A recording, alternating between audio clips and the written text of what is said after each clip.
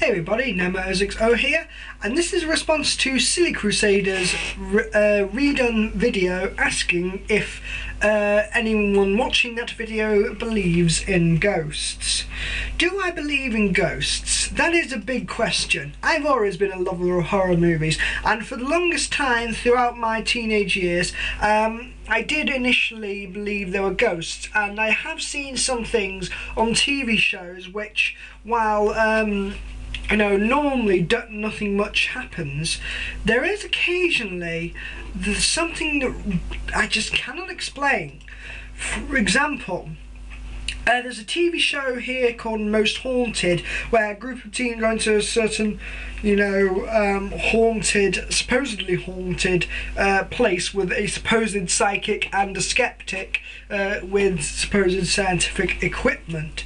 And most of the time they just, reacting to a few bangs or bumps in the night, and really nothing much goes on at all. However, there is this one scene which I'm going to try and dig up if I can, and I will mirror this or favourite it or feature it or whatever if I can find this to give a sceptical view on this, where these two guys are doing a seance. They're on this small metal coffee table. It's not very big. It's about your average size coffee table. It's quite light. It's metal, and they're sat next to it, and they've got the hands on it, two people. It's in a dark basement, and there's no one else but them and the camera crew there. There's this dark basement, fairly small, and doing the seance, and they're in the middle of, when suddenly the table jumps at one of them. And it wasn't a tilt, it was a literal jump of a few feet, where it literally jumped at them, at one of the guys, about 2 or 3 feet at the most. And that is just quite frankly bizarre. And on the Queen Mary 2, I initially felt that the footprints that were supposedly made by seawater, and no one else was there was no other water on the ship, and also the noises and auditory phenomenon there were, initially ghosts. I thought that originally proved to me. However, the more I think about it, the more I just cannot explain ghosts. The more I think about it, the more the word ghost does nothing to me. It's just replacing one unknown with another. You might as well say Magic Man done it, a wizard did it. You may as well say that, because it doesn't actually tell you anything about how it's done it, how the ghost has reacted to this, how it's been done, and it's never ever repeatable. And with shows like that, it's very hard to tell whether they're being honest, considering they'll be scared at anything. And these supposed psychics have a very low success rate in,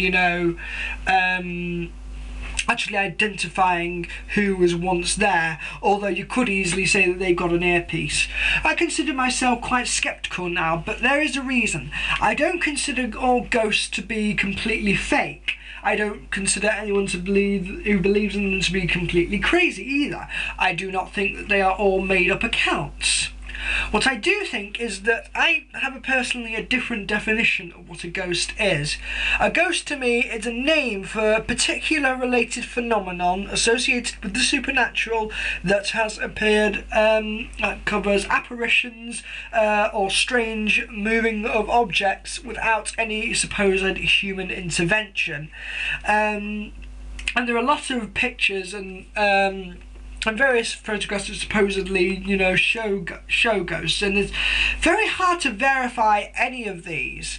And I personally believe that by being skeptical about it, and if we can eventually perhaps find some scientific explanations for this, and be able to test it and discover something in a scientific method, then we will eventually definitely be able to finally crack the mystery of what ghosts are, and we'd be closer to the truth about what these phenomena actually are. And there are a number of possible explanations that can instantly come to the classic phenomenon. For example, the auditory phenomenon, where there's a strange voice which seems to say "help me," or something of that nature. However, this is very open to the power of suggestion. it's a very obscure noise, and because we humans have identified, you know, to hear certain vowels, certain noises, certain syllables, like E, A, I, O, U, etc, etc, etc, as to form particular words. And so often you could suggest numerous words, and so once you actually suggest something, people often start to hear it like that.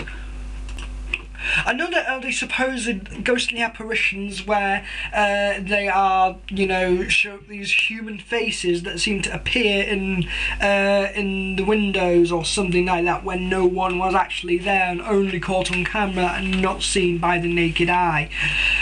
And that's another thing. The human mind is programmed to recognise facial features like the eyes, the nose, the mouth, the cheeks, etc, etc. We deliberately pick out features that identify a face with one another, and so some features can look to us as if they are a face. They deliberately look as if they are, you know, they look like a facial feature. That's why you see portraits of Jesus on the Mars or in tortillas or in toast or something like that. But it's all a specific pattern that looks to us like a face but isn't actually that. And so this could be really anything. It could be a fault with the camera. It could be a trick of the light. It could be maybe a bit of mist. It could be virtually anything. There are any number of possible explanations for how this could be. However, Silly Crusader really, who I'm responding to, did upload a video where some of these supposed pictures do almost completely photorealistic human faces and people that weren't supposedly there. You can eat, but again, this could have been maybe an intruder in some cases where the person didn't spot them although they were caught on the camera, and they just can't explain it because they didn't think anyone was there. And we don't know how, and we need to find out the sources of these photos, how old these photos are, could they have been tampered with, could they have recently been modified to make a hoax perhaps.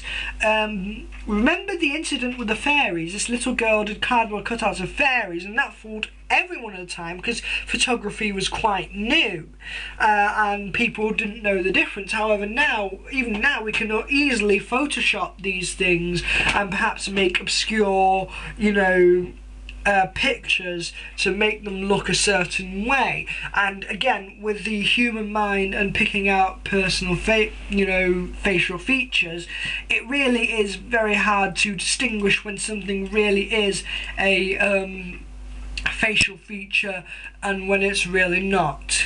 I would love to believe in ghosts. I think it would be very fascinating to study what really goes on and what really causes these phenomena. The case that interests me most is the Enfield poltergeist. Please, if anyone's interested in looking up ghosts and poltergeist phenomenon, look up this case, because the photo evidence in that and the accounts of the you know, the family, where in one frame of a camera taken something like every second or so, in one frame she's in bed, and the next she's flown up and she's flying out of the bed, and this is within a space of 2 frames in a camera. There was no transition between you know, the actual her getting out of bed and jumping into that position. And the supposed scars down her cheek. Now, this could have been edited. This could have been edited to look that way. This could all be the most elaborate hoax. However, no one is currently owning up. And really, when it's an 11-year-old girl at hand, you know, and the expression on her face and the look of everyone there, and the fact that the date it was, you know, made, I suspect that this isn't a hoax personally, but this is my personal speculation, and I might have some personal bias towards it. However, I think it would be lovely if science could investigate these particular phenomenon, such as poltergeists, to see what they might actually be. And once we have eliminated the possibilities, and if we don't instantly assume that they are ghosts, if we take a skeptical approach, then I feel that one day we will come closer to the truth and eventually find out what these actually are. This is NMRE 60, and I shall see you all on the dark side of the moon. Off and away.